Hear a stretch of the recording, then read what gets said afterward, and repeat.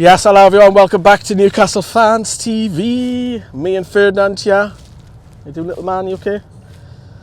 We are off taking him out for a walk. We're going towards Macmillan, aren't we? Going to Heriton Park. It's a bit rainy, but we'll keep you on the road and the gravel so you don't get dirty. But yes, hello everyone, we are back. We are talking about the HMRC and Sandro Tonali today. Negative news, but we've got to cover it. So we'll start with the Sandro Tonali stuff. Obviously, the club have admitted this is our third video, but the club have admitted that Sandro Tonali is under investigation, which is no big secret. The club had to say something, even if they're just acknowledging this. But the big question is, in the short term, will he play against Crystal Palace? Eddie Howe's going to be asked in his press conference. The first question that Matthew and Keith Downey and Matthew Reesbeck are going to be asking Eddie Howe is Sandro Tonali. Of course, it's going to dominate the first 5 minutes of the press conference. It will. So he'll make that decision. But Sandro Tonali really knows himself. Can he play or not? Does he want to play? Is it too much for him? Does he want to play it? Will it take his mind off it? Because he is in training. So, but look, I think the ban is coming. It is coming. We've obviously seen Nicola Fagioli, as we've talked about, get a 7-month ban. I've seen some quotes from, I don't know how much quotes those are true, mind, but he's mentioned Tonali in some of his quotes, which doesn't look good because he looks like a bit of a grass. But we're expecting a ban. Keith Downey's already said he's expecting a ban.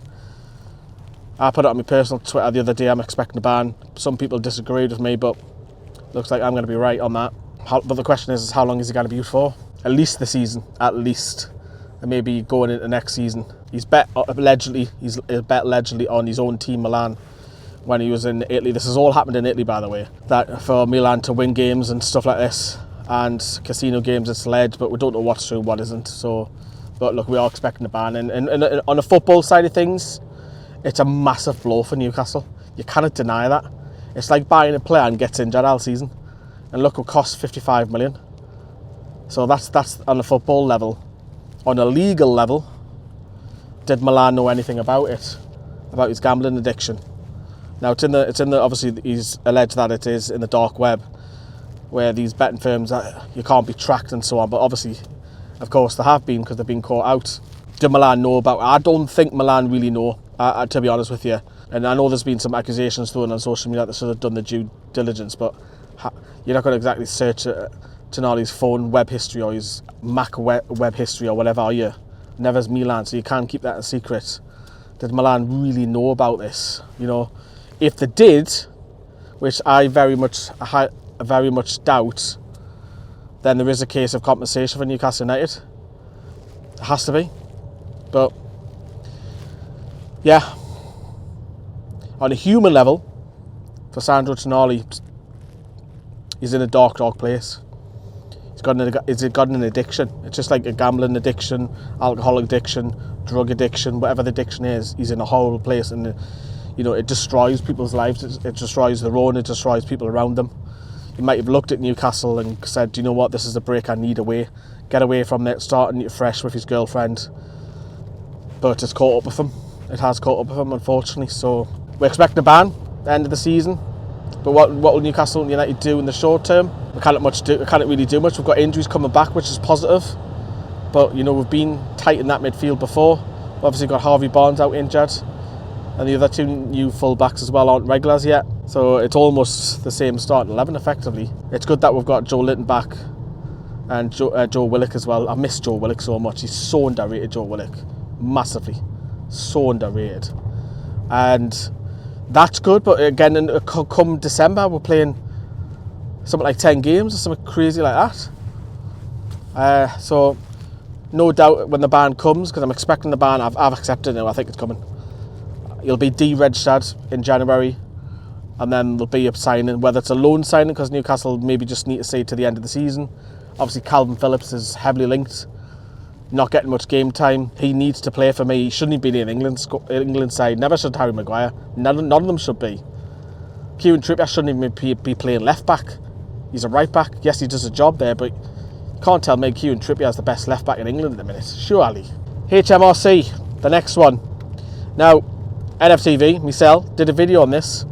It came up, I'd searched for it, and I did cover the story, believe it or not, in a little box room bedroom that I had nearly 6 years ago, which is regarding Lee Charney. He was questioned and, you know, alleged that Newcastle were tax evasion with these French players, French signings that we were doing. Newcastle are now taking them to court, and this was Kieran Maguire, who's obviously a finance expert. He put this on his own personal Twitter. So this is bubbling in the background. This is something to keep an eye on. And I don't know what Newcastle are trying to sue HMRC for or counter against. Did they do something illegal? Look, I could speculate all day. I really could speculate all day. I just have not. You know, was it raided illegally, or did they take possessions, or they not returned them, or have they breached some sort of DPA, or I couldn't tell you. But it's a court case which we'll probably hear more about. Not many people are talking about it at the minute, but it's there. Again, we'll have to wait and see. Newcastle on the headlines off the pitch so much this international break. It's kept me busy. But you know what? I just want to get back to football. But now that Eddie Howe's going to, like I say, his press conference is going to be dominated by Tonali, but I just want to get back to playing football. I want to start making videos with the football, you know, against Crystal Palace. Then I've got the women's video with Joe on Sunday. So I just want to get back to making football content for you. So on a side note as well, obviously Saudi have been announced. We've known about this for a while, officially as the club sponsor, because we're doing some stuff with them. We're still stuck in traffic, aren't we? But that's it from me. That's the update, everybody. Sorry it's a bit news, but it's what we do on the channel. We do bring you good news, we bring you bad news. But this is the life of being a Toon fan on and off the pitch. There's always drama with our football club in there. That's it, everyone. If you help us out by dropping a like, that would be wonderful. Ta-da. Bye-bye.